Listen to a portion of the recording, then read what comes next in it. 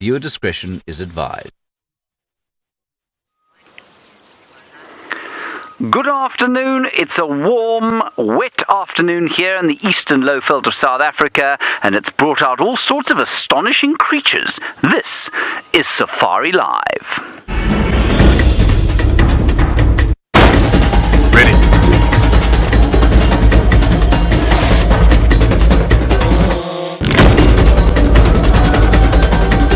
Standing by.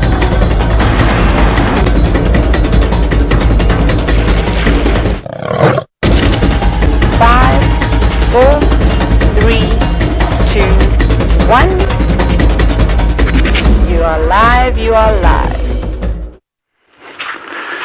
So a gorgeous afternoon indeed. My name is James Henry and we're on a live bushwalk on foot. David is on camera. He's walking rather speedily after me. This is a caterpillar we found. Don't know its origin. Don't know what it's going to become. But I hope that when it becomes an adult, it is slightly more beautiful than its current state, which is frankly terrifying. Also out on vehicle, Brent Leo Smith is heading towards the Nkuhuma pride that murdered a buffalo not too far from here 2 days ago and gone off down to the south. Taylor McCarty. She's going to look for Karula. She's being filmed, I think, by Brian Joubert and his scarred foot. Do ask him about that as the drive progresses. We've got a very special site other than the caterpillar to open with. Over there, Connor Teagues, drone commander in chief, is practicing with his drone, I think. Nice to see him there. He doesn't like to be on camera, and of course he doesn't know that he's on camera now. That's always the best. It's a bit like filming some wildlife that isn't aware of your presence, which of course is what the point of being on foot is. We try and view things without them knowing that we're here. That is not the case with this caterpillar. It is deeply confused as to how it has suddenly become suspended in the air. I think we'll put it down on the ground. Please do talk to us during the course of the drive. Hashtag Safari Live is the best way to get hold of us. Go on. Go and be free. Well done. And be eaten by a hornbill or something like that. And you can send us your comments. You can send us your questions. It'll be lovely to hear from you. Our plan is to head off sort of towards the western side of the reserve there. And we'll look for some leopard tracks as well. Taylor's gone off down to the south looking for some leopard as well. We haven't seen Karula or Shadow for a while. So maybe we'll be lucky and pick up some of those tracks. While we do that, we're going to hand you over to Brent Leo Smith. And he's got a predator, but not of the ground. There we go. A juvenile bateleur. Now, Brian and I found this juvenile bateleur on the Sunrise Safari on our way home. And it is so full, it hasn't moved. But I'm going to get to that in a second. Of course, my name is Brent, and I've got my good friend Brian, and his thumb has got a single eye that's keeping an eye on us today. It is a blue-bearded cyclops. One must be careful of blue-bearded cyclops. You do not want to irritate them. They can be quite aggressive.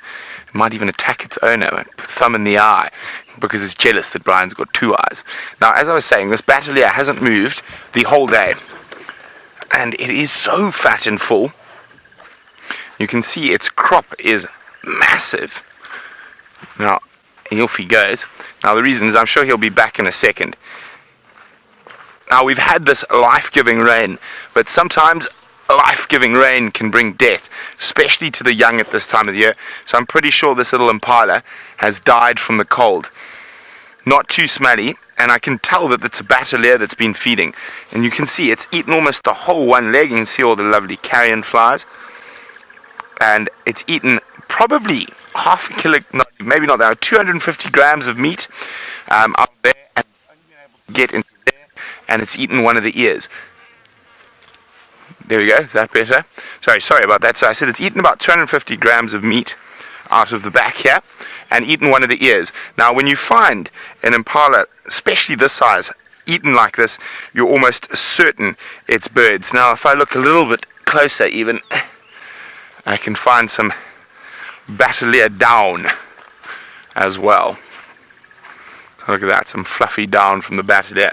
So as great as the rain is and as life-giving it is, especially young animals, in particular Impala and zebra, over a couple of days like that, when it's really cold, the weaker ones will die. So the rain gives, yet it takes away. Now, we've got some very exciting news. What are we doing today, Brian? Going to unknown territories. We're going to unknown territory. I'm going to take a meander down there, take our time getting there. We're going to have a quick look for Karula around Twin Dams first, but we are going to cross the southern boundary. So much excitement. So for those of you who missed yesterday's sunset safari, where James got to trundle around Cheetah, isn't that exciting? Brian and I are going to do the same this afternoon. We've got to probably drive the whole of Cheetah. And we don't mind if we don't find anything. We just want to see everything that's there, so we can plan.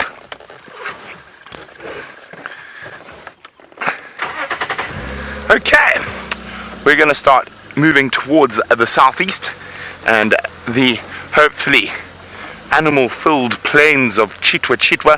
While we do that, let's go see what Madam McCurdy is up to. Good afternoon, everyone, and I know you've already met Brent and James. Well, my name is Taylor, and on camera with me this afternoon is the almighty VM. Now, we are on our way to try and find the Nkuhuma pride, and it's going to be quite exciting. I'm very excited to see them. Hopefully they're going to be jumping around and feasting on that buffalo that they took down, I think either in the early hours of no, it wasn't this morning, it was yesterday. My goodness, but time flies when you're having fun out here in the African wilderness.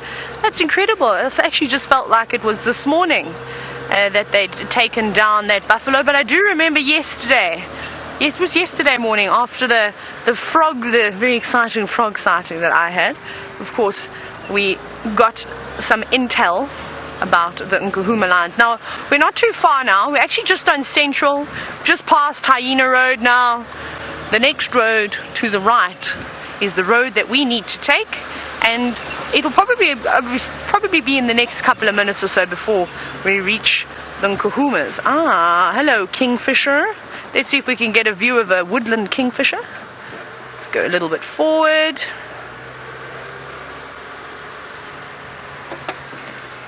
There it is. You see it there, VM? VM's got eagle eyes. It's on that very small marula tree. There we go. And aren't they just the most gorgeous kingfisher? Now, before I finish, most gorgeous kingfisher that sits still and poses for photos. Because the other kingfishers, other than occasionally the brown-hooded, very rarely sit still. I think I've only managed to have one decent sighting of a pygmy kingfisher. And other than that, they see the camera like the rest of the birds, and they zoot on off. And I suppose we better appreciate seeing these stunning birds, because it won't be too long before they all disappear and fly back home for the cooler months. Well, the cooler months here in South Africa. And we're going to miss that call.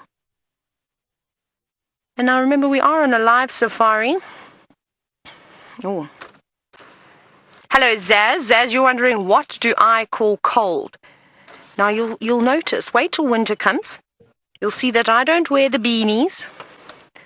I don't wear the scarves. And I most certainly do not wear gloves. Because this is not cold weather up here in the Sabi Sand. If you are from the Eastern Cape, and you are used to driving around next to rivers, and our winter is a wet winter, so lots of rain. Some mornings were so chilly that there was frost on the ground. That's cold. That is so cold that you have to get somebody, when you get back from drive, normally one of your guests are kind enough to do it, to grab the leftover water from the hot box after your coffee and tea spot and sort of just pour it straight over the steering wheel so you can pry your fingers off. It gets that cold. So cold, I would say, when it's 2 or 3 degrees Celsius, what's that in Fahrenheit? Maybe like a 10 degree, no, I don't know, maths is completely off. When it's 37 degree Fahrenheit. Thank you, Rebecca. Thank you for saving myself. And, well, when it gets to somewhere around there, that's normally what I consider to be quite cold. But I'll put a big jacket on Still be wearing shorts in winter though. And I might change the thickness of my socks. That's something else I'll probably do. I'll probably move away from my thin cotton summer socks and probably put on some knitted, I'm not sure, strange socks that are a little bit longer and hide my ankle bones, because my ankle gets quite cold. I had an operation on it many years ago, so when it gets cold in winter, that sort of freezes up, and it's the accelerator foot as well. VM, doesn't that make you a bit nervous that my right ankle, which is my accelerator foot, could freeze up on any moment and we could just go zooting off into the distance? VM says he's got a parachute, so he's prepared. Now the other camera guys, not sure about them, but right, we're turning off onto our road now. And I can also hear the game drive radio going ballistic, so let's hear what everyone's saying. I think everyone's so excited as to all the animals that are out today. Wonderful. Now, we're not too far away. We're going to take a little bumble, and hopefully the Nkuhumas are still around. But I believe that James Hendry has got something tiny to show you.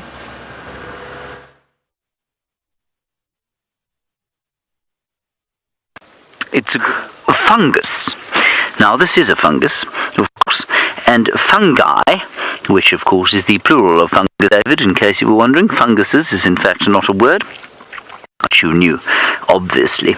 They come out during the wet, and I mentioned this morning, of course, which none of you would have seen because it was a sort of private rehearsal for our TV show, so I'm going to tell you the story again.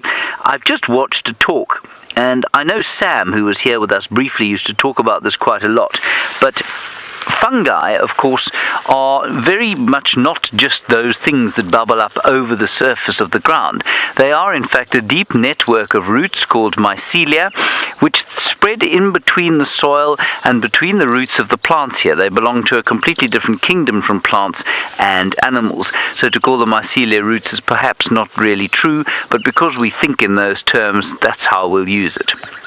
They are, in fact, a vast network of communicating strands, nature's internet, if you can believe it, and between them they manage to transfer nutrients and various sort of messages between plants. And we know, for example, and I've just barely begun to scratch the surface of this, that certain adult plants will send nutrients to their own young far more than they will to other trees of the same species young. In other words, they're looking after their own genetic legacy. So plants, in the same way that we look after our own children more likely than we are to look after the children of others, do the same thing. Plants are parents. And they're good parents too. They also talk to each other. Now, I know that we've spoken for a time about the communication that acacia trees have with each other. We know that when they are attacked by a browsing animal, like a giraffe, for example, many of the acacia trees will exude a pheromone that will travel through the air to other acacias of the same species, which will then increase their tannin production to ward off predation. Now, I mean, I've told that story countless times, but the story of the mycelia, to me, is a much more interesting one, because it indicates almost some kind of will. It's not automatic response. There is some kind of actual communication where one plant will say, I need something of something, and another plant will say, okay, well, here you go, have some of mine. It's quite astonishing, it really is. So when we talk about things like deforestation, and we talk about the excessive deforestation of landscapes, it's very much not just about whether or not we're creating soil erosion or reducing the amount of oxygen that we will be able to breathe. It's actually saying, are we being cruel? Are we being nasty by killing trees more than we need to kill them? And I think that's a kind of revolutionary thought. We don't think of that when we pick a carrot and bite into it. We don't think, oh, poor carrot, as we might if we hunted an impala. You've seen that dead impala lamb with Brent. I mean, that's imminently edible by a human being. well, we'd feel very sorry if we had to cut it up and cook it on a fire, but we don't feel the same thing when we pull a carrot out of the ground or when we pull an apple from the tree and munch into that. So I just think it's rather interesting to think of plants as perhaps being almost sentient. And the reason I've stopped is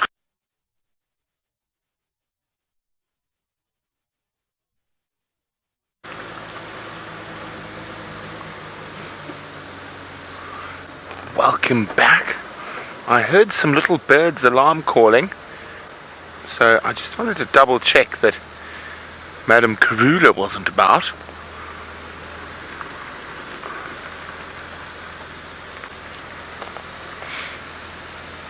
There's a little chin spot batter, and I can't see anything. Remember, if you want to ask any questions about where we're off to, what we're going to explore, and what's happening out here in the African wilderness, please do so by using the hashtag SafariLive, or pop us an email to questions@WildEarthTV. Now, of course, I'm sure a lot of you are well aware that there's exciting things afoot, that from Sunday night at 10 p.m. we'll be going live on Nat.Geo Wild.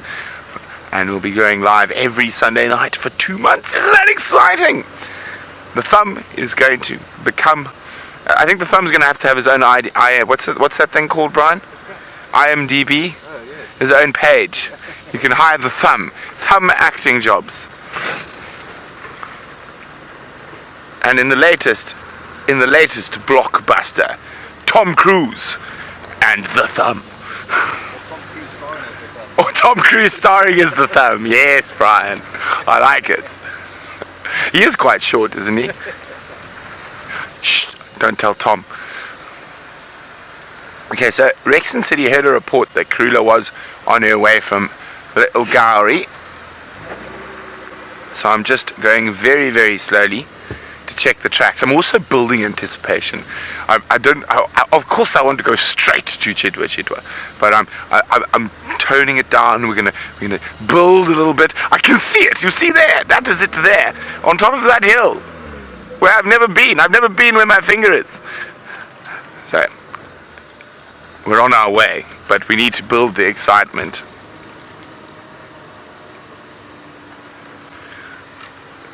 Okay. Now it seems like Madame McCurdy is off to a decent start on her cat challenge. Don't know how well she's going to do, to be honest, but I think she'll definitely get one. And been some interesting developments. Yesterday there was a single lioness at that buffalo carcass. This morning there was the whole Nkuhumas. Now there's another lion there. Let's go have a look.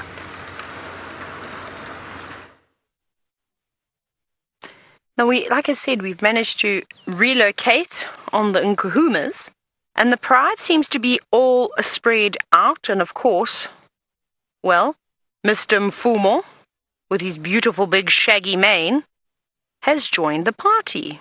Oh, hello, boy. Now, this is Amber Eyes, and you can see he's showing a lot of interest in her. Will she reciprocate? Only time will tell.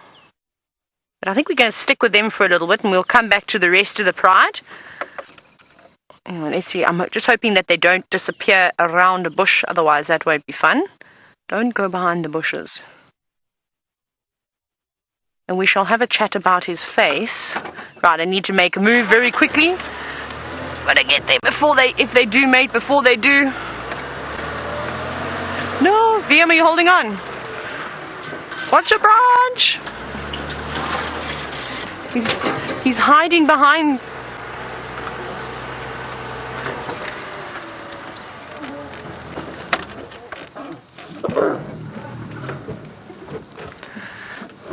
He just disappeared too quickly for us to keep up. Amber Eyes was not hanging around to wait for us to see the entire show. Next time we'll be quicker, but I think we'll have a better chance now because it's now very, very much open. And they can't do any dashing behind trees like they just did. And this is so interesting. But look at that, isn't that amazing? Both look very satisfied. Big yawns, big bellies. Life is good for the Nkuhumas again. But it's a problem with lions, is that it's an up and down life all the time. Some days are better than others. Coming into summer can be a little bit difficult with the fact that all the animals, not the items, the animals that they prey upon start to disperse because there's so much food around. But they're back in action again. And I just think that's so incredible with everything that's gone on. And I'm still learning about Amber Eyes, but just how she keeps, whether she's coming into estrus properly, I'm uncertain. But she doesn't seem to be taking to any of the males, and she's been seen mating with them on numerous occasions. So this is, of course, very, very interesting. Now remember, this is a live safari, so if you have any questions for us, or if perhaps you've just stumbled across us and you're just joining in for the first time, welcome. So myself, James and Brent, we'd love to have chats with you and answer any of the questions that you do have for us, and you can do so by tweeting us your messages and adding the hashtag Safari Live at the end, or alternatively you can send us an email, questions@WildEarthTV. But now let's have a look at his face. Now for those of you who missed the meiosis, sort of scene that we had with Mfumo, there is a video that's on the Safari Live Facebook page that you can go and watch just to sort of do a bit of a catch-up, because it's sort of quite in depth as to what happened. But the short version of it is basically he got an injury on his face. Either a botfly or a screwworm fly laid its larvae inside his little wound. It then caused an abscess as the larvae were developing, and it burst open, and there were lots of maggots feeding on the live flesh. Eventually they would have fallen out and pupated and then turned into flies. And this happened a while ago, and it's healed incredibly. We thought it was going to leave an even worse scar. Yes, boy, we're talking about you. It's nice that he lifted his head up for us. And I said this about a couple of weeks ago. I said because it was such a bad wound, is that when that scab formed, it was probably and very easily going to be removed. Whether he was marking his territory and rubbing his cheek up against a tree, he would very easily pull that scab off, or like what's happened now, and this is what I think has happened, is that he's shown quite a bit of interest in Amber Eyes and he's mating with her. And we know that sometimes it can be a little bit aggressive, and I think that she's given him a swipe across the face, whether it was her or one of the other lionesses at the buffalo carcass, and that scab has then been removed. But it'll be fine. The flies are bothering him a bit today. Let's just hope that he doesn't get another bouts of the meiosis. And then he's also got another little injury above his right eye, but that's not too serious. That was probably also from a paw to the face.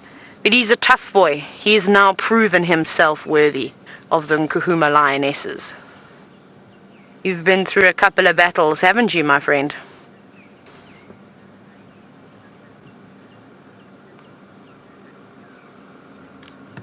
Hello, Rob from Liverpool. Now, speaking of that buffalo that I just mentioned, Rob was wondering if the single lioness had joined up with the rest of the pride, or if the rest of the pride had joined her and feasted on her kill. She has indeed. So Amber Eyes is here now with Mfumo, and I believe that the rest of them and the cubs are actually just behind us.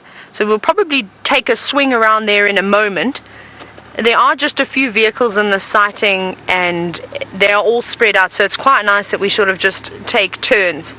And I think that this would be the perfect opportunity now to actually do a little switcheroo, seeing as though he's decided to lay down.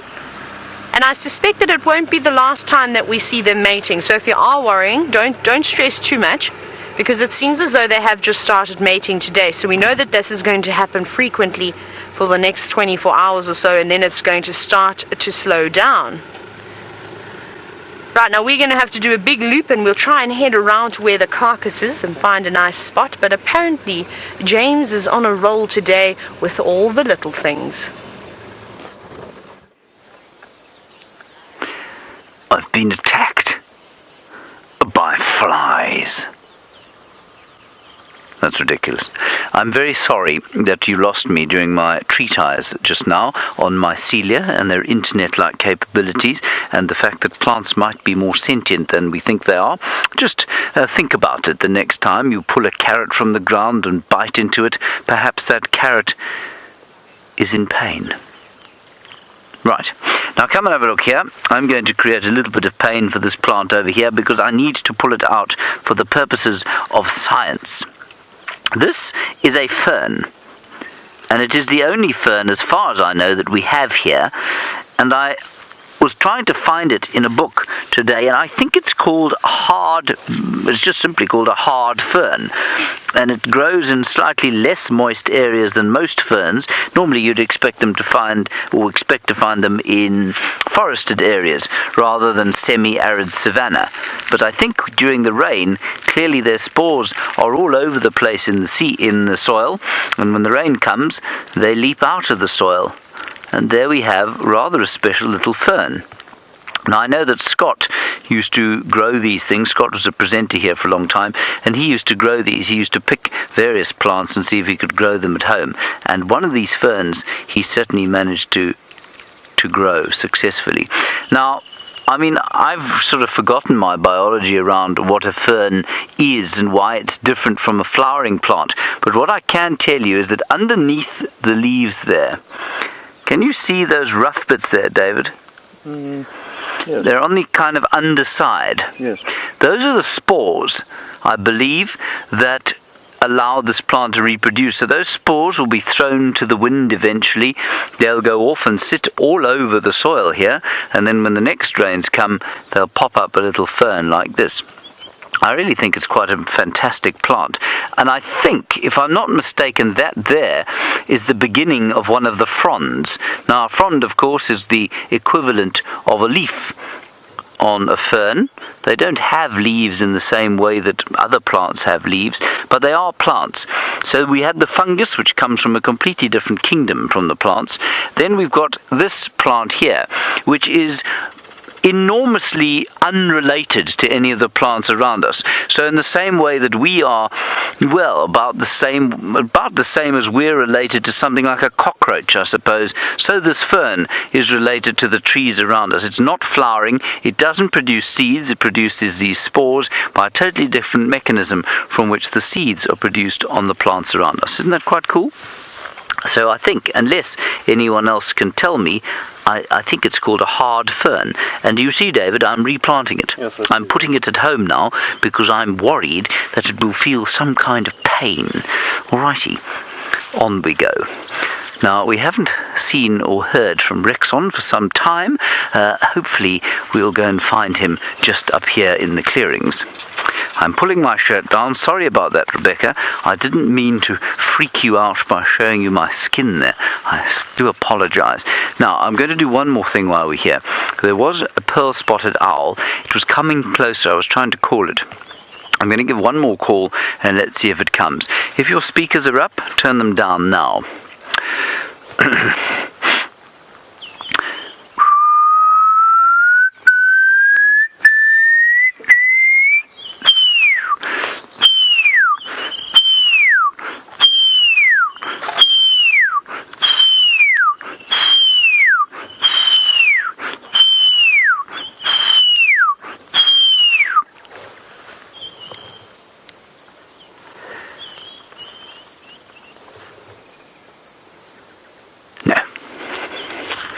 That's very embarrassing. Right, come on, David. Let's not dally here any longer. Anyway, on that embarrassing note, let's go back to Taylor and the rest of the Nkuhuma pride.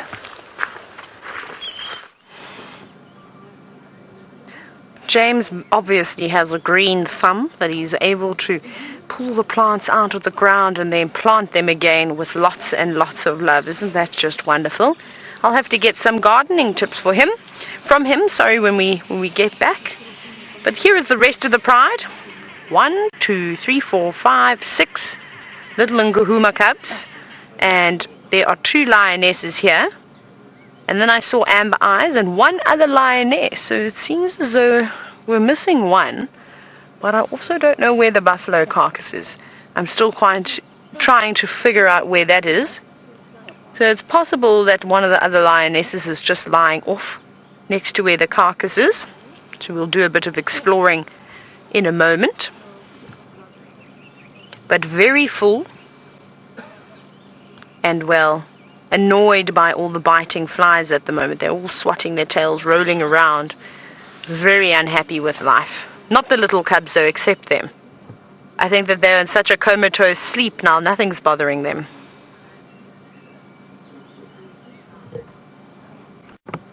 Now earlier we were looking at Mr. Mfumo's face and we were discussing about meiosis, and now Shannon, you were actually asking if it is common for animals to be sort of infected by botflies.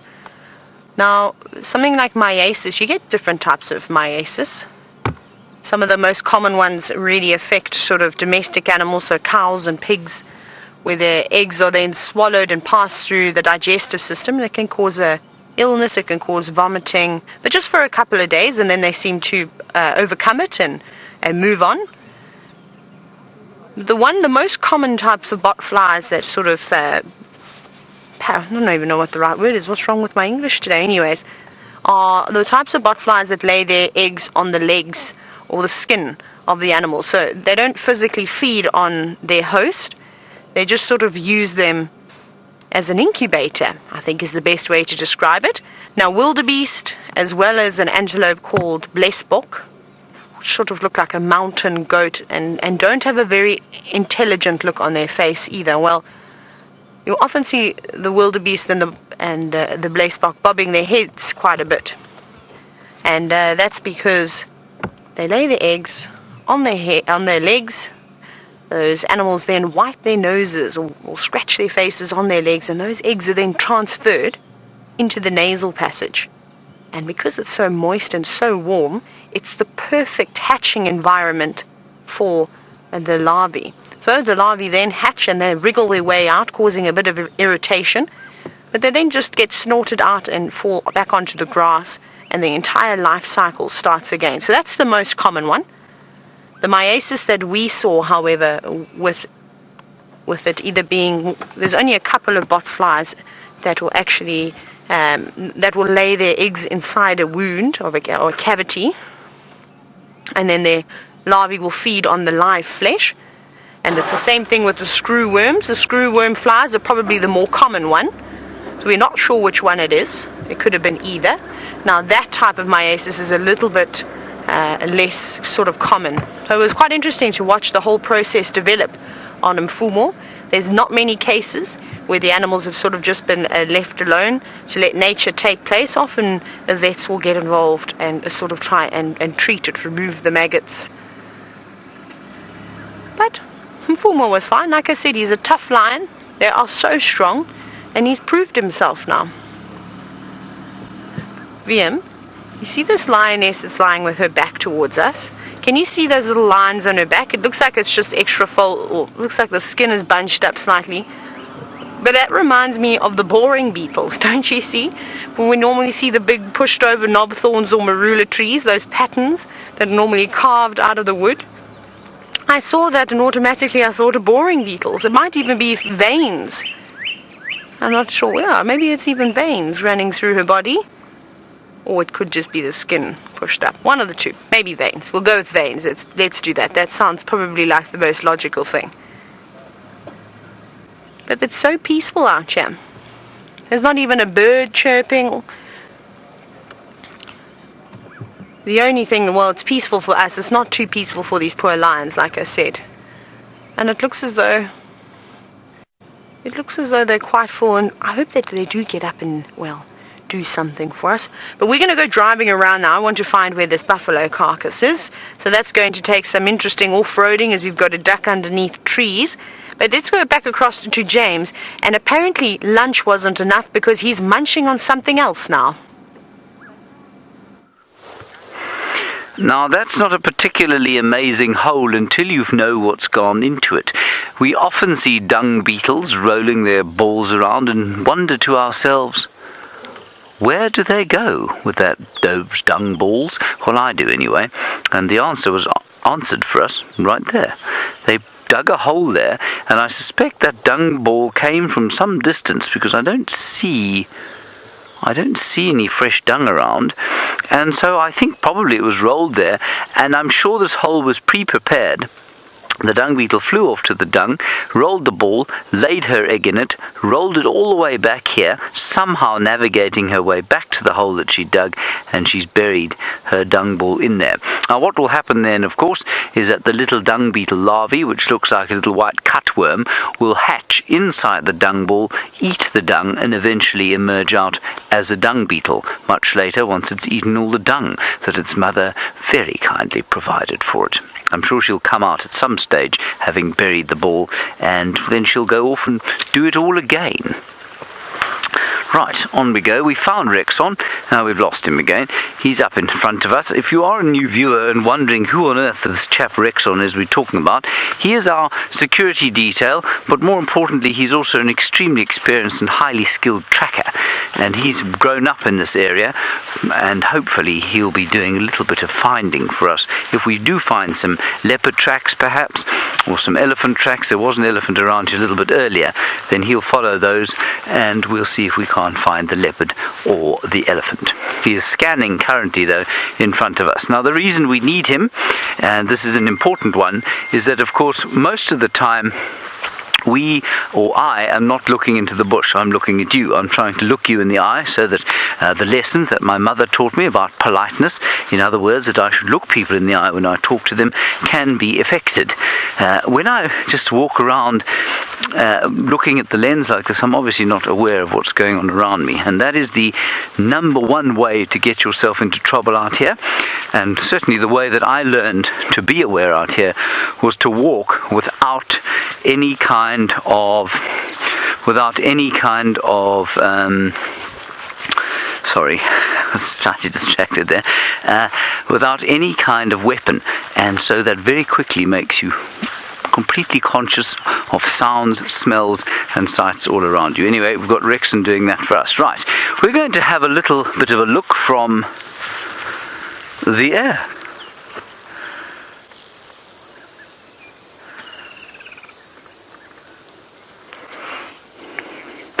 Right, we're in the sky. There is Drone Commander Connor Teagues.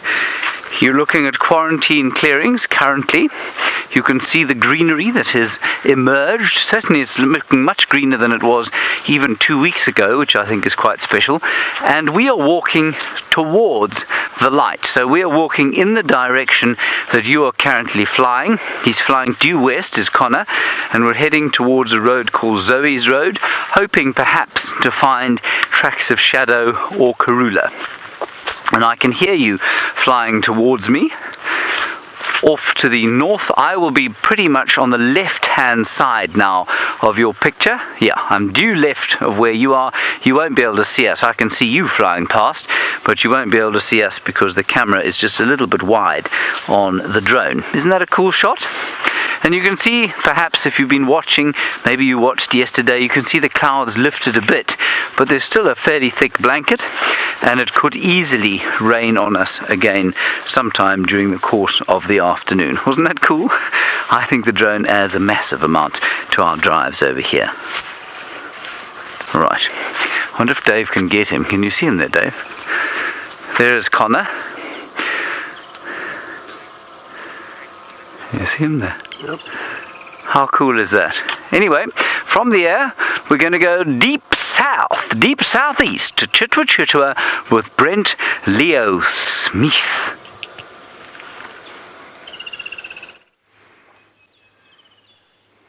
We're with one of my favorite ducks, the white-faced duck. It used to be called the white-faced whistling duck. They have got an exquisite call, especially when they're flying. And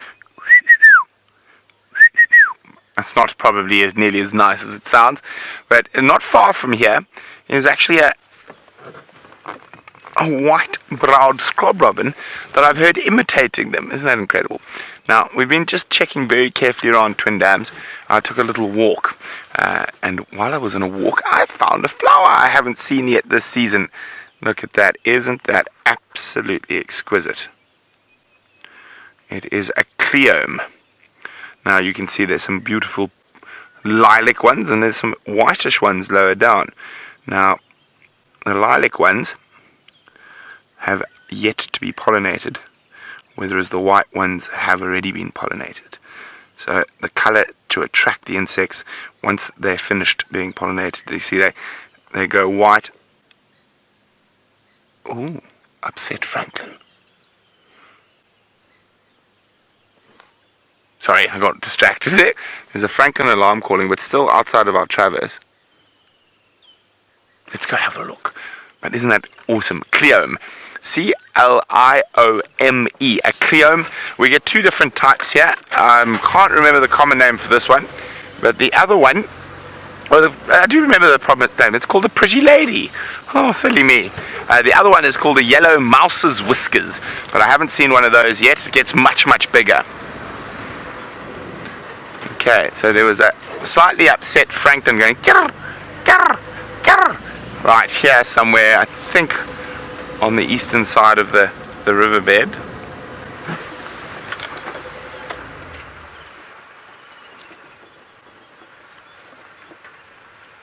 Could be right in the Mawati River.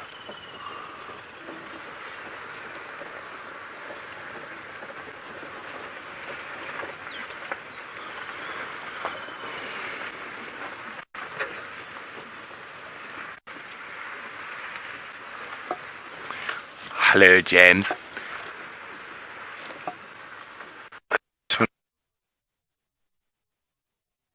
James would like to know. So, up there. Get higher. Now, James wonders who's the most likely to be our first leopard on a Cheetah. Is it likely to be Tundi? Yes. Tundi or Tingana would be my two most likely. Outside chance at quarantine on the Cheetah Plains boundary.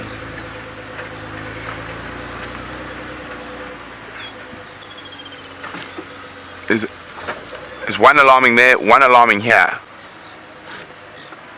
So that was first. This is sounding more stressed.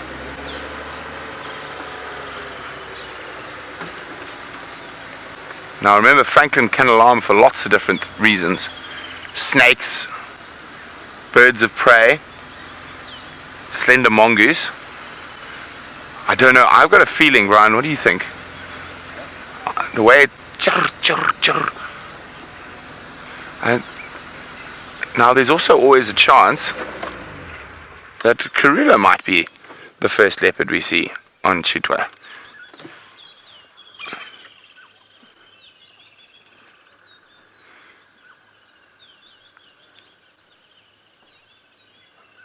Of course they go silent.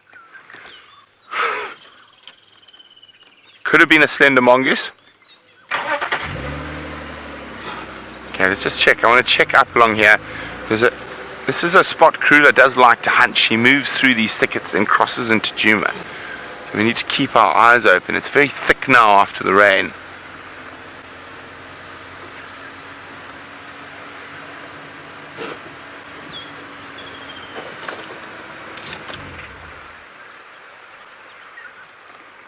Come on, Brian, spot us a leopard.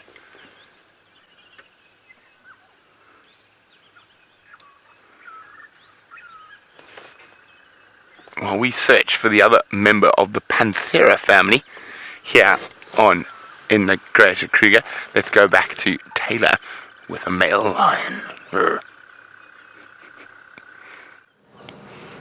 We're currently getting the evil eye from Mr. Mfumo.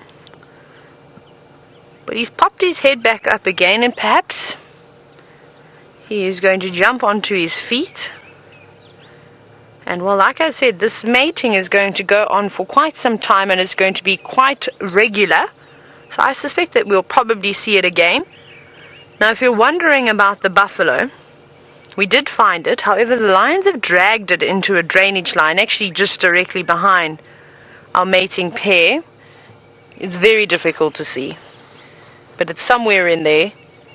and it's almost impossible for us to get a view, and it's going to be impossible for those lions to actually feed on it in that ditch. So hopefully if we just be patient and we wait it out, one of them will go in and drag it out. Also, VM pointed out to me how blind I was being, and that there were 3 lionesses actually sitting in front of me. And I only managed to count 2. So don't be alarmed, all 5 lionesses are actually here in case I cause some panic.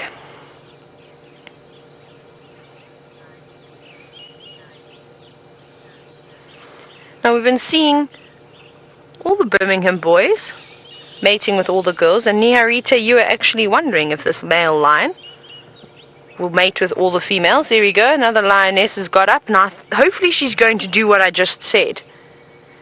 Maybe for her on her own she should be alright to maybe munch on the buffalo, but I think if there's more than one it will be difficult. Let's go around. I think we might get a gap if we just go park on the other edge of that drainage. It's a lot easier that it's just us here now.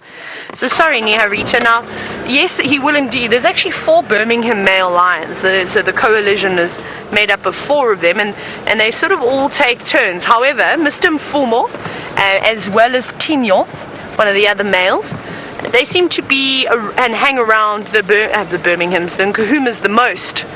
So they tend to do most of the mating with the girls. But when they come into estrus. It was a very interesting story with Amber. She's never had cubs before. Okay, now, bless you, lioness. Now we need to poke our nose in this little gap here. And I think, if we look back on the other side of the termite mound, there might be a gap. Oh, just watch this prickly branch here.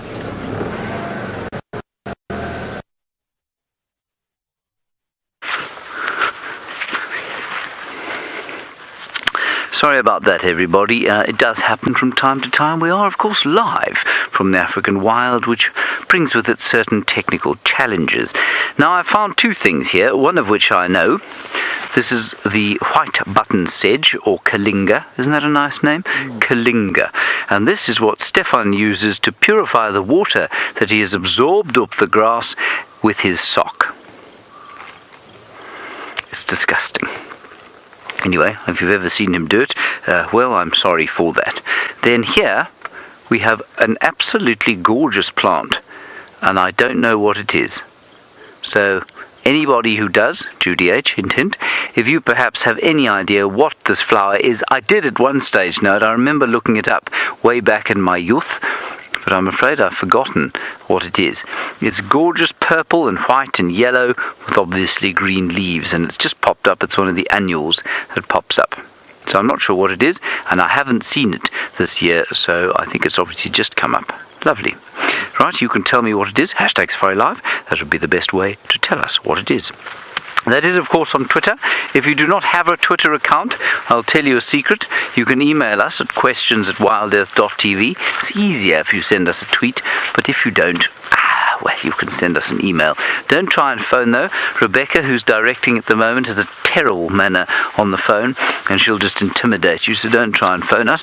And, of course, carrier pigeons, well, many avian predators in this area likely to eat your speckled Jim as he comes flying in bearing a question or note for us. Good. Now, we found Rexon again, and what we're doing is we've continued sort of in a westerly direction. We've turned south, and we're hoping maybe to find some tracks of shadow. Now, over here, we have just, I'm going to have a quick stop here. Probably one plant, actually, one individual, called Xerophyta retinervis, or the bushman's tail, which all of you will know, or most of you will, but it's just come up green as a result of this rain, and it will go brown again, well, probably about 4 or 5 days after the sun comes out. So where many of these plants will retain water, these are like sort of mini straws. They suck the water up when it comes, but as soon as the water leaves the very surface layer of the soil, they go dormant again. And I think they're a remarkable plant. They're brilliant because they don't have to live. They can stay dormant without water for a long, long time. And then as soon as there's a little bit of moisture, be it winter or summer, they pop their leaves up and often flowers, sometimes in winter, which is very clever of them. Isn't it, David? So clever. Now, Let us try and walk through this particular area and try desperately not to get David snagged on some kind of a stick. Rebecca, any answers yet on my flower?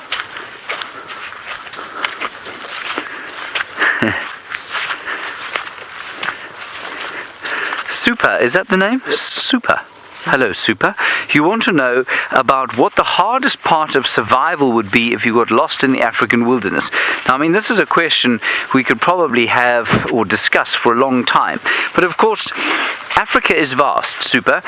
From North Africa, where it's very dry, to the most extremely dry part of probably almost the planet. There's the Sahara Desert, where it's extremely hot and there's no rain at all. Down a little bit to the Sahel, where it's a little bit like this, but even drier than where we are here.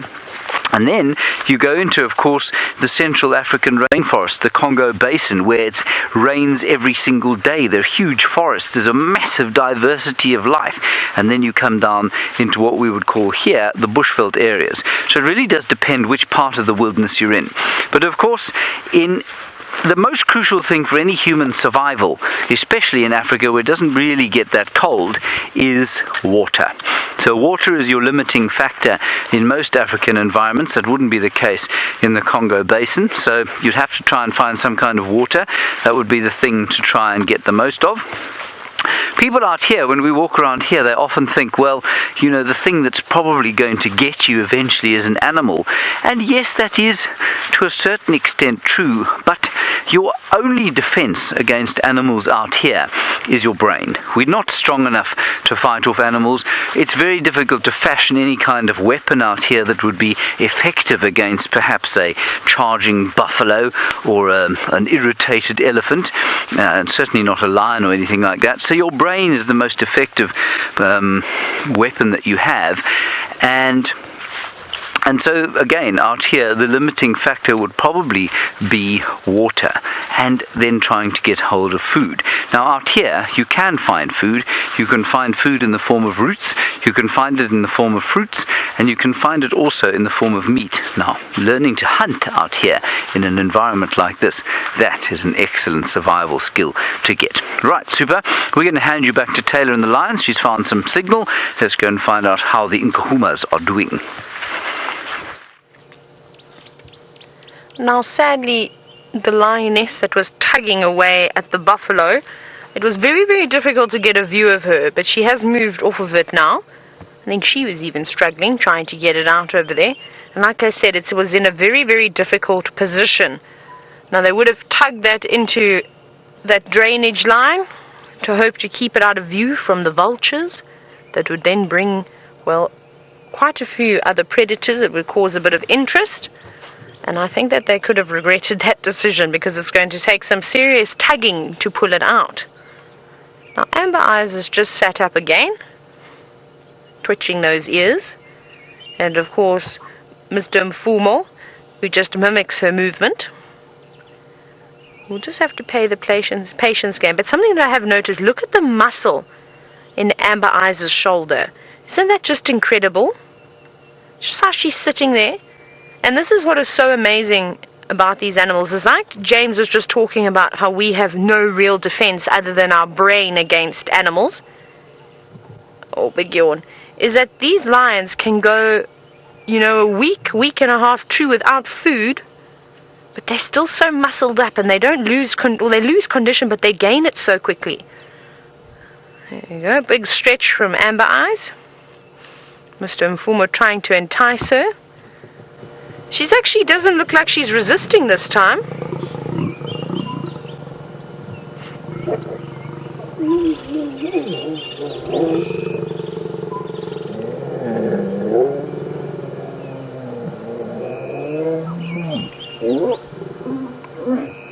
I'm just sitting quietly just so we can watch what happens. Normally they can be quite vocal when they do mate afterwards. Sometimes they let off a roar, or there's a lot of growling, because unfortunately it can be quite painful for the female, as the male, as I'm sure most of you know, has got barbs on his penis which help induce copulation, and that, of course, you can imagine is not very pleasant for the lioness. but she seems to be quite content at the moment. And that's the first time I've seen amber eyes, or sort of in one sighting, not sort of put up a fight and resist mating with the males. That was quite interesting. She was quite happily sort of to take to Mr. Mfumo. Now, I know it sounds silly, but Mr. Mfumo really does put in the hard work when it comes to the lionesses.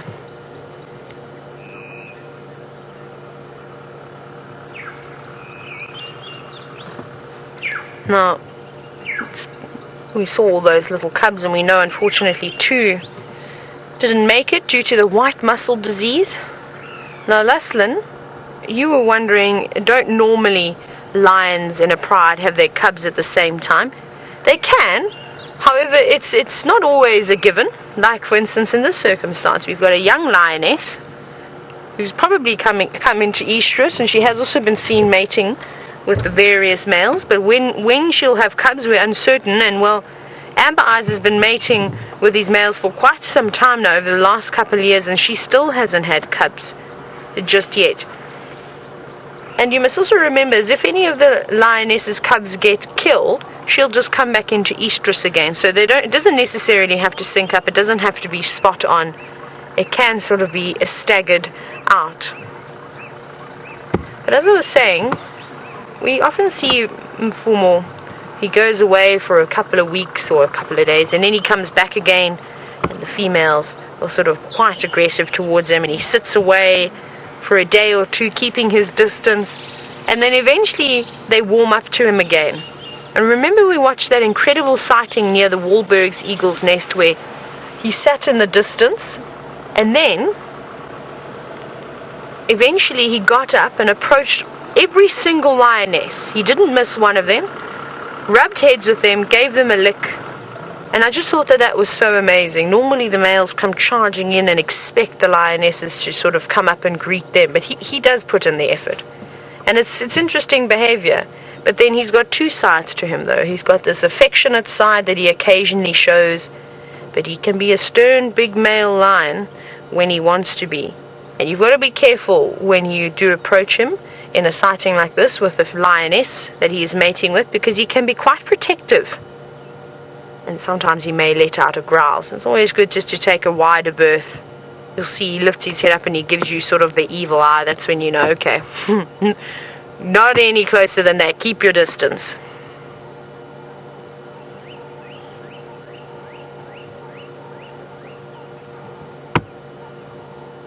Now, we obviously mentioned that Amber Eyes has been mating for quite some time, but hasn't resulted in any cubs. And Gail, you were wondering if there was any research done in sterile lines.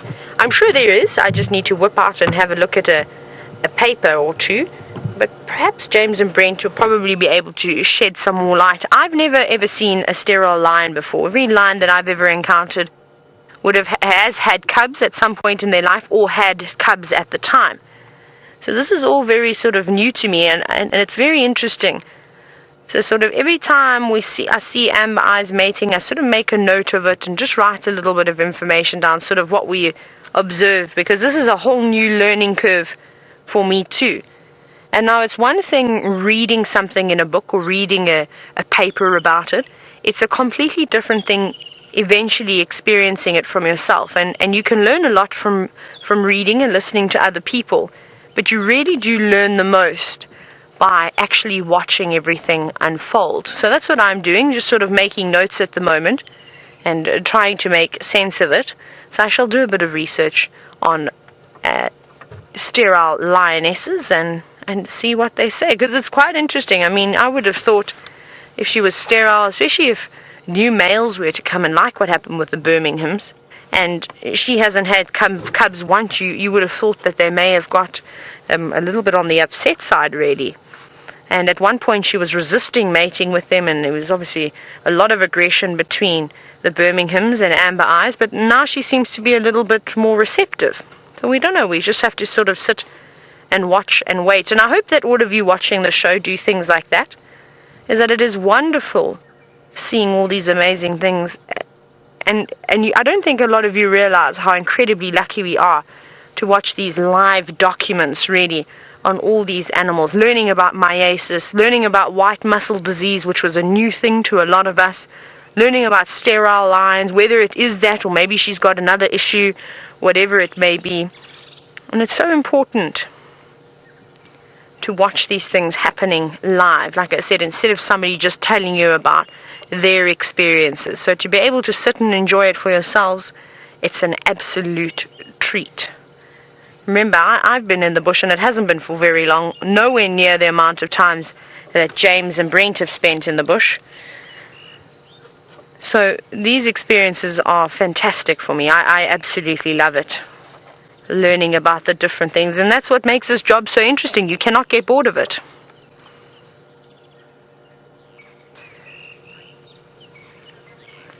Now we're going to go and have one last look across the other side at the other cubs, at the cubs, and see if they're getting up to anything.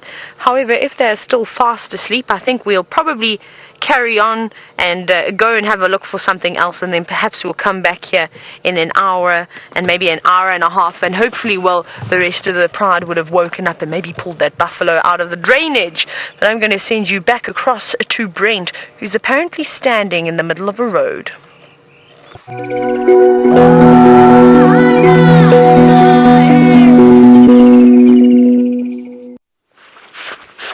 Look at it! It's new! We've never been here before! Brian, it even smells different! Smell it, Brian! Touch the new earth! Now, of course, it smells so different, but if we look over here, just over here,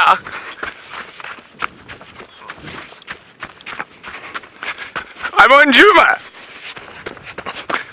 I'm on Cheetah. So yay! Very exciting. I'm very excited to explore. I had to temper and slow down. You know how long it was the drive through Djuma here, because I could have done it in about 4 minutes at wild dog racing speed. But now we are exploring Cheetah.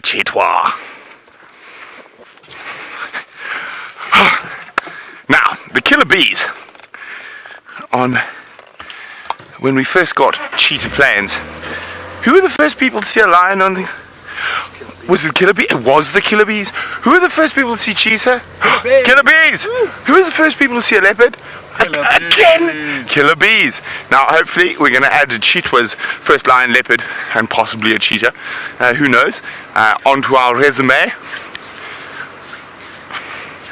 This is so exciting. As you can see, it's so different. And our first animal on Cheetah. An Impala. You know, we've got to start off slow. And a Cape turtle dove flying away.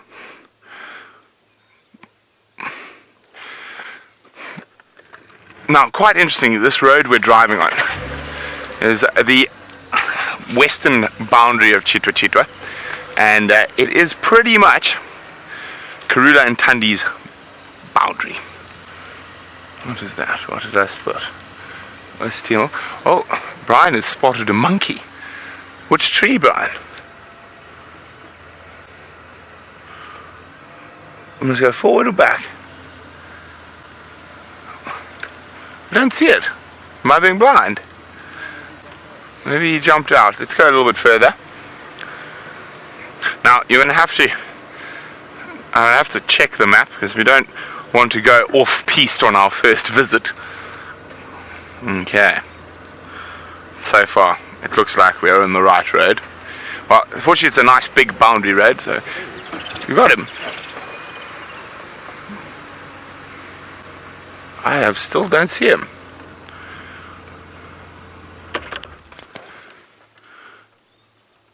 He's a very shy monkey. Oh, he's got his back to us. There he is. Little vervet monkey.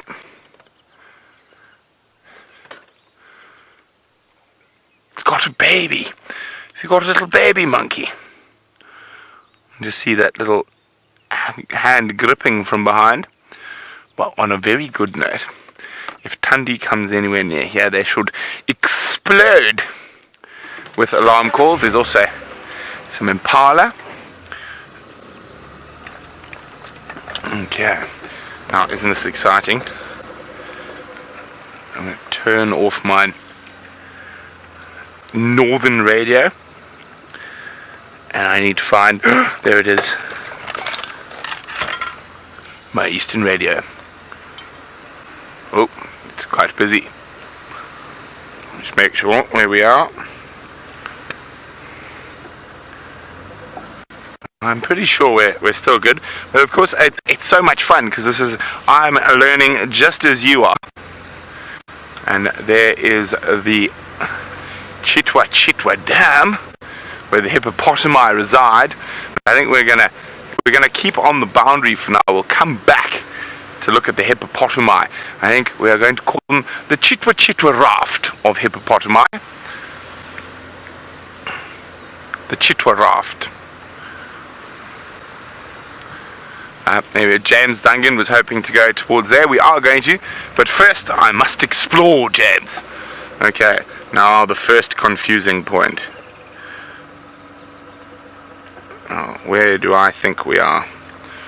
So we're approaching it, we go straight here. No. That looks like it goes to the damn wall.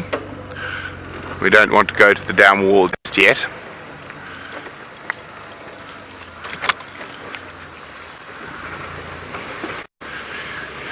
Now, while we explore this incredible new area, let's go back to Commander Bond to see how far his little leg carried. We have a stick here, everybody, and the stick that we are using is going to be used to dig out some food. I don't know what the English name is. The Shanghai name is shikondlo, and I'd love to tell you that I knew this all along, but I didn't. In fact, Rexon has just taught me about it. What are you eating? Timfall. Oh, okay. It looks like it might start raining, so I'm going to quickly dig this thing out here. It's delicious. We've tried one already. I just wanted to make sure I wasn't going to be sick on a live internet drive. And what you do is you dig around it a little bit like this. It's this plant here, by the way, which David can show you while I dig. And then I'm going to find, eventually, a little bulb under the ground, and there are lots of them growing underneath this marula tree. I suspect shade's got something to do with it.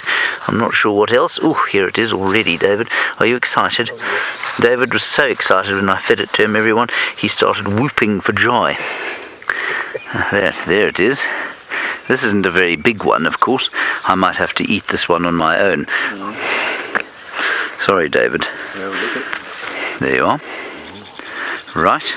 Here we go. We give it a little bit of a wash.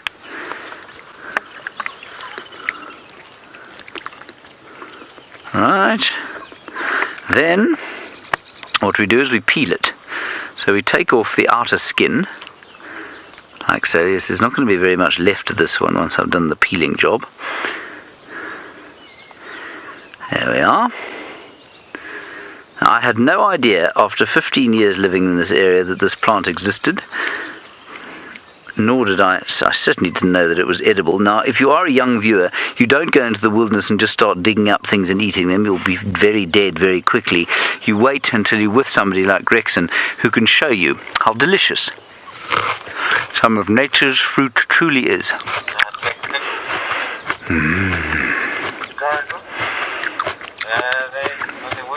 It tastes like what is it? It tastes like a little bit sort of like a sweet potato, I suppose. There you are, David. You can have the rest. No, thanks. He doesn't want the rest of it. Anyway, that's shikondlo. Isn't that marvellous? Rex, are you worried about the rain? Okay. Right, we're going to put the cover on the back of the pack here, and we'll probably have to start making our way slowly back towards camp. But there is a herd of buffalo around here somewhere. We've been following their tracks, so we'll do a quick loop through here and see if we can't find them. Anyway, Rexon is just going to... What are you laughing at? Have I got food in my teeth, David? Of spinach, perhaps? No. Custard? All over my nose? No? Dirt? No. Okay, good. Something's quite funny, apparently. Alright, let's head across to Brent Leo Smith and find out what's going on there. He seems to have lost... We are on the edge of the Mulwani. So we've just stopped here and this little bit of high ground before we go down, down, down. Now, this is some of the core area of Tundi's territory. You can see there's a bit of break up in the sky. I think James has found the only rain in Djuma, or in the Sabi Sands this afternoon. Oh, there's some birds up ahead, Brian. Our first chitwa bird. So, there. The ground just below that small Juvenile. Here we go. A little scrub robin. White brown robin. I have a very beautiful call. It's very nice to see them out in the open, and I do love the bush after the rain. It just seems more alive. The birds are out feeding, they're calling, the insects are starting to call, and hopefully the leopards are going to be re-scent marking their territories.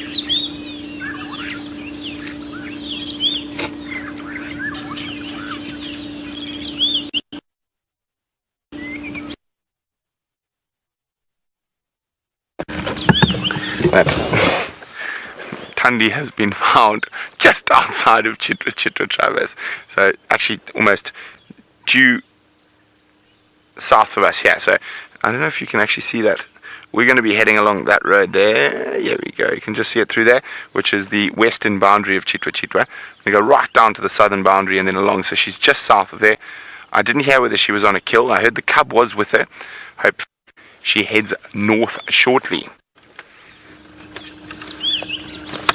Okay, let's.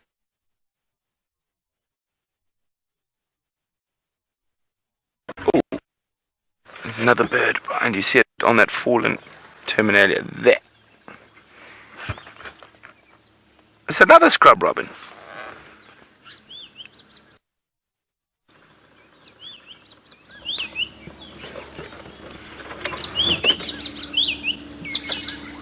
Very, very pretty little birds. And as I said, we do open from time to time, but normally they're much more skulking species and stay in the thickets. Okay, well, we continue our endeavors. Let's go back to Taylor and the Nkuhumas.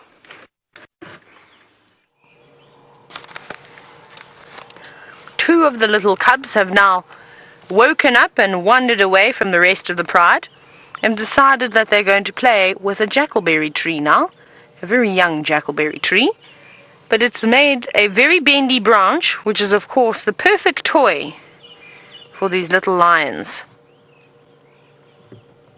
And I don't know when it was last, well, when I last saw them playing. I feel as though every time I see the Nkuhumas, they're either walking around now, they're either eating a buffalo or sleeping. But I miss the days of those little cubs climbing the marula trees and falling off and doing all those wonderful things. They are becoming adults way too quickly. And it is just so incredible how they grow up so fast. Now these two look alright. They don't look like they're suffering too much from the mange. Obviously the sort of patchy elbows that they all seem to have. But I'm very sad because I had a look at young floppy ear, well, the floppy-eared girl, and she's not looking very well. She is covered, and I'm so worried about her because it's now spread all over her body. And we'll try and get a look at her. It's just a very, very difficult spot to have a look at her. But her tail has almost lost all of its hair.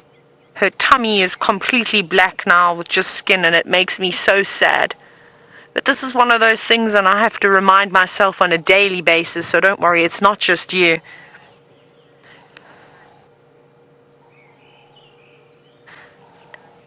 And this is natural selection. And you also must remember that the survival rate of lion cubs, unfortunately, is not the best.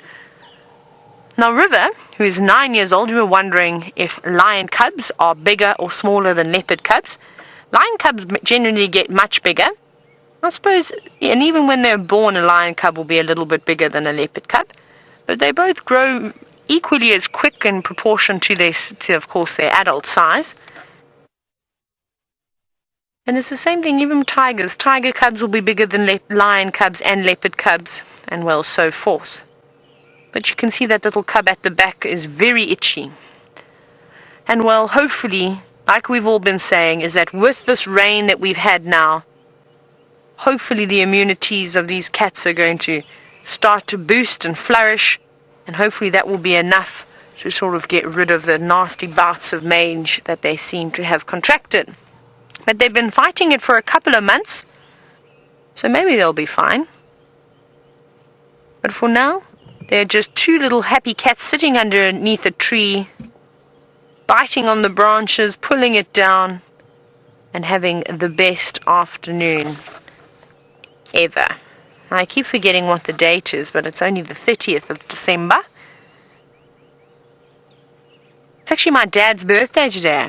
Happy birthday, Dad!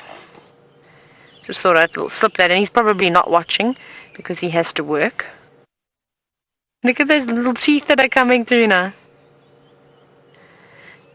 And it's incredible. I mean, we saw those little milk teeth that they used to have. Now it looks like the adult teeth are in and starting to grow nice and big. And they're very white compared to the adult's teeth. They sort of have a slightly more yellow tinge to them now as they've gotten older. Oh, and this little cub looks like it's going to go down, maybe towards the buffalo, but first, let's sharpen those nails and strengthen those tendons. Oh, that must feel so nice. That must be the equivalent of a big stretch.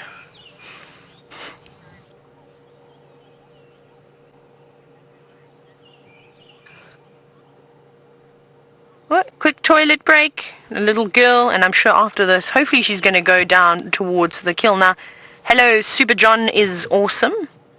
And you were wondering if... Oh, no, not before being tackled by her sibling. Sorry, Super John is awesome. So you were saying, do lion cubs get more diseases and illnesses, more so than the adults? And that's correct. They do indeed. And that's just because they are so young, like a human baby. They haven't built up the immunities yet to all the germs and the bacteria that are around. Some diseases are inevitable, something like rabies. There's not really much they can do if they come into contact with a rabid animal. They will contract it, and unfortunately, they will die from it. Same thing as white muscle disease. There's a chance that they can survive. So the white muscle disease was a deficiency caused because of the lack of nutrients in the grasses that the buffalo were feeding on, and then of course they couldn't develop properly, and the proteins and the vitamins that the lions get from feasting on buffalo, unfortunately, well, it just caused a big problem with them. Oh, now watch this little cub is now going over to the mating pair, and this could be a bit dangerous. Normally Mfumo doesn't mind, but let's see, maybe he's in the mood for games, I'm not sure. But the little cub is very wary. She's on her toes. Just in case he does give a swipe towards her, she'll be quick enough to try and move out of the way. And they're not as clumsy as they used to be either. They've sort of resembling lightning fast sort of reactions now. Before, they weren't very good and everything was sort of staggered and almost like it was in slow motion, really.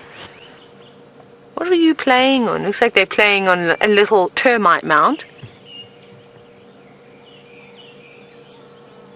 And they don't seem to play as rough anymore. So I said, it's amazing. Haven't seen them jumping on each other or tackling each other in such a long time. We got so lucky at one point. That's all we used to see.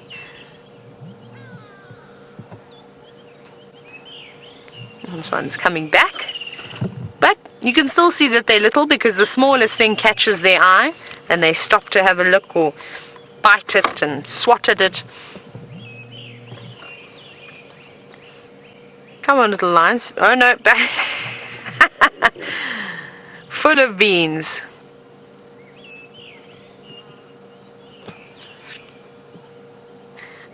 I'm so happy that all of you are very optimistic about my favorite little girl. So thank you for those lovely messages and being positive and saying that she is a fighter. She is indeed a fighter, and I'm hoping I'm sending all the positive vibes that I can send her way. They are there, I really hope she pulls through from this, and I reckon if she can overcome this mange as far as it's gotten, we'll try and go and have a look at her. I think she's going to be unstoppable. She is going to have some of the toughest genes out there, because she has, honestly, these lion cubs have been through a lot. They're really proving themselves worthy. And that's all it is. Good genetics passed on from the adult lionesses, and they're only going to get stronger and stronger. Hey, little ones, you're very curious. Oh, back into stalking position. Oh, no. Now they're just sort of death staring each other. There we go. They want to, dropping the head, ears sometimes going back.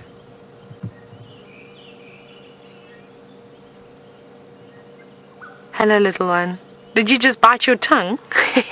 Looked like that little girl. She tried to pull her tongue and she got stuck on one of her teeth. That's no good.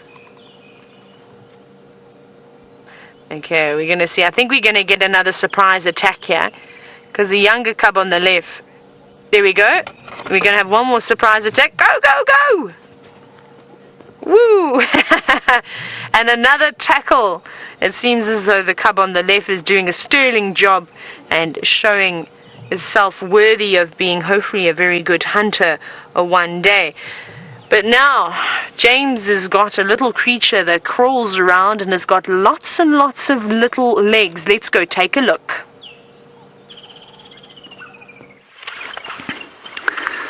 Now, Taylor, of course, is so brave that she would put one of these things on her. This is, for some reason, because she's unafraid of the fact that they produce a very evil-smelling dung.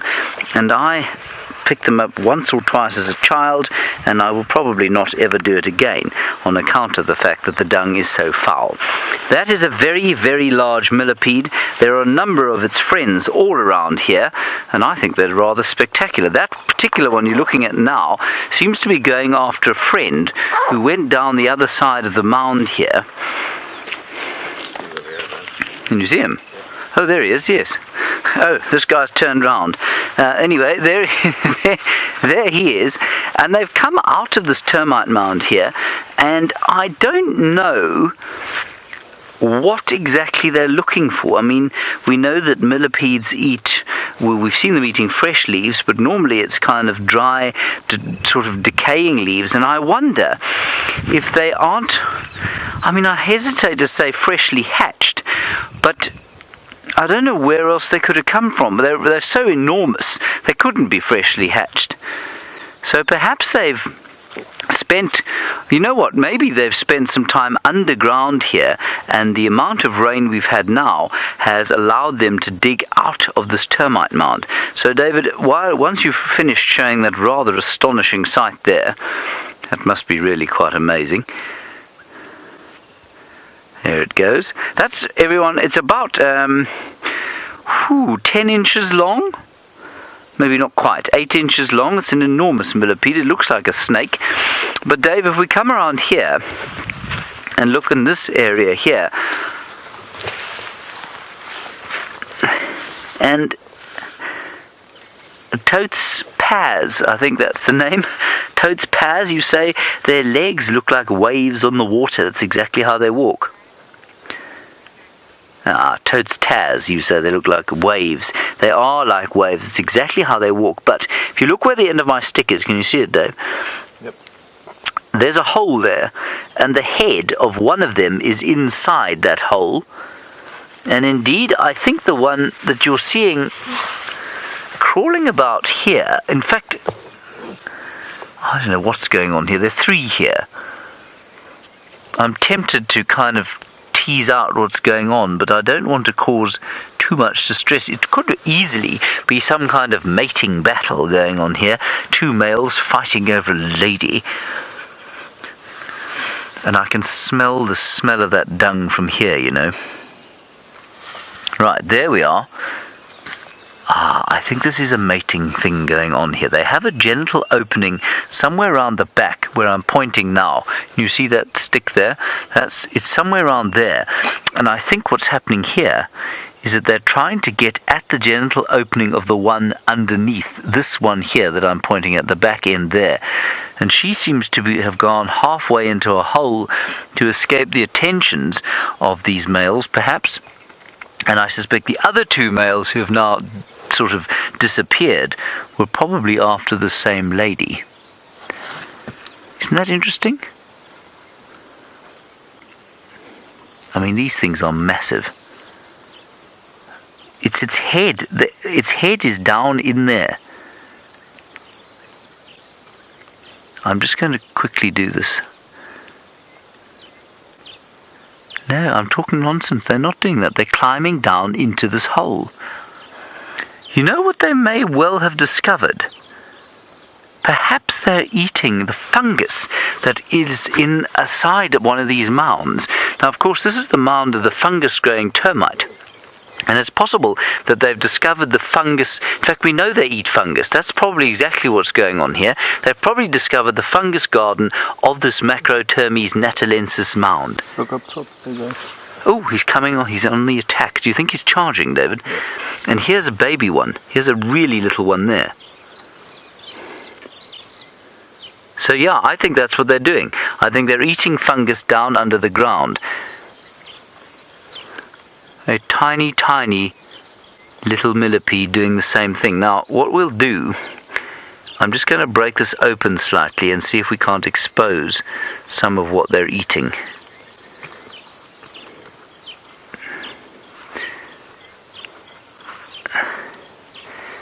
Yeah, it's still very much clay, but you can feel the soil is loose. Ooh, look what I found, David. That's terrifying. It's a centipede. Now, I don't want to be bitten by that chap. That's a wonderfully coloured centipede, isn't it? So centipedes and millipedes in one astonishing sighting. So I'm going to stick with my view, and that's what they're doing. This thing is a predator, the centipede, so he'll be probably trying to catch termites to eat or ants. And these rather grotesquely fat-looking millipedes, I think, are scoffing down the equivalent of a truffle, I guess, for them. Huh. Quite amazing.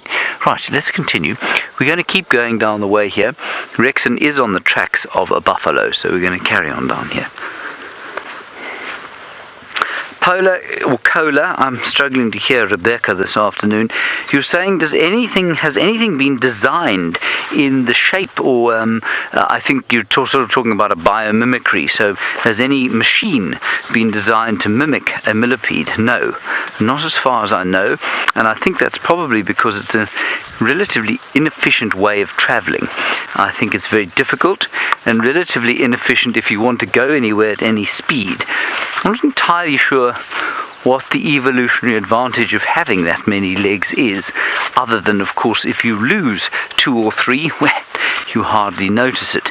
Of course, as a human being, if you lose a leg, it becomes 50% more difficult to move.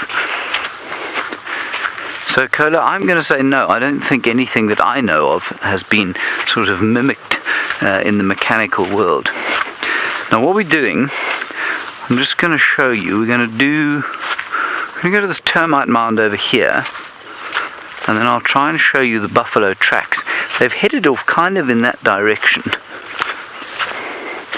And we need to be a little bit careful, of course, because the bush is now summer thick. You right there, David?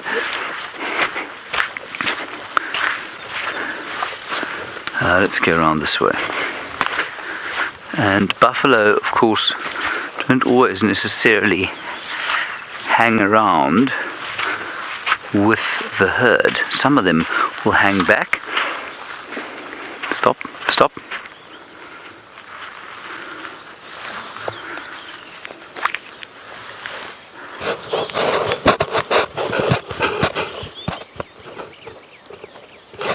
Just a very sort of buffalo-like looking piece of log that I saw there.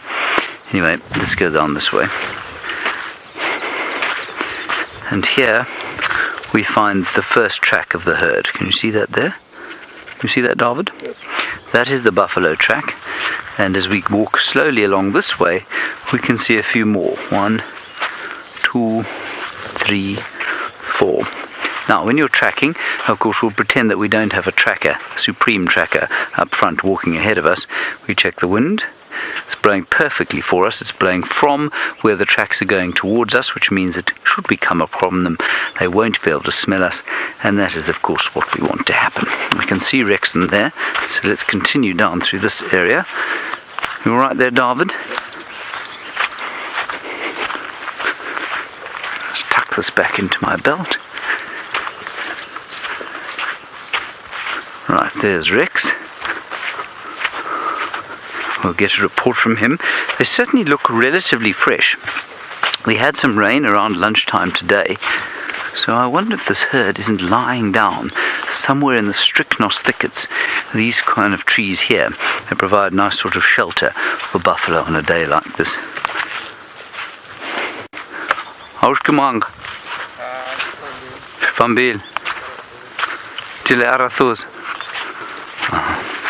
They've, I'm afraid, gone into Arathusa, but this will also give you an idea of how fresh it was. In fact, this is very interesting. They're not as fresh as I thought. So obviously we had some rain at camp, but I don't think too much here. There is relatively fresh dung. You can see it's still very wet. It's still green as well. It normally goes black after it's been in the air for a while, but you can see much of it has already been found, eaten and buried by dung beetles. So probably a few hours old, and they seem to have ended up on Arathusa. Alas and alack. Let's head across to Brent Leo Smith. He has found some signal.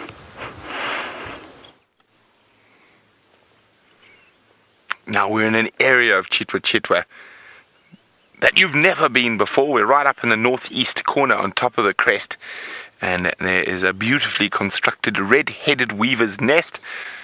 Alas, I think it's from last year. So nothing around, but there is a bird party around here that we're listening to. I'm just trying to see some of them. Great spotted cuckoo. But it is really, really beautiful. Mature combretum woodland on top of the crest here. We've got a couple of torchwood trees around, and it is magnificent up here at the moment. So we're just going really slowly and exploring as we go. See, there's that cuckoo. Don't dare fly away. Oh, you naughty cuckoo. There we go, great spotted cuckoo. A very brief spot, so not a great spot of a great spotted cuckoo, but a brief sighting. And we're going to keep moving. As I said, there's a couple of lovely torchwood trees around here, and some big marillas. And I think this is an area, just looking at, it's not used too often, and I think this could be an area that Tundi disappears into quite often. Now, if she's anything like her mother and her sister, they love these type of areas where they're able to hunt for steenbok and duiker specifically. There's lots of strychnos thickets that they can sneak through, and this area should hold a lot. Now there also are some magnificently large termite mounds here, and there's one with a looks like a bit of a bedraggled, yes, false marula growing on top. What did you, and some mother-in-law's tongue, that succulent plant there. Now if James had had his digging stick, the mother-in-law's tongue would be a good one to dig out. The roots contain a lot of water, and it is drinkable.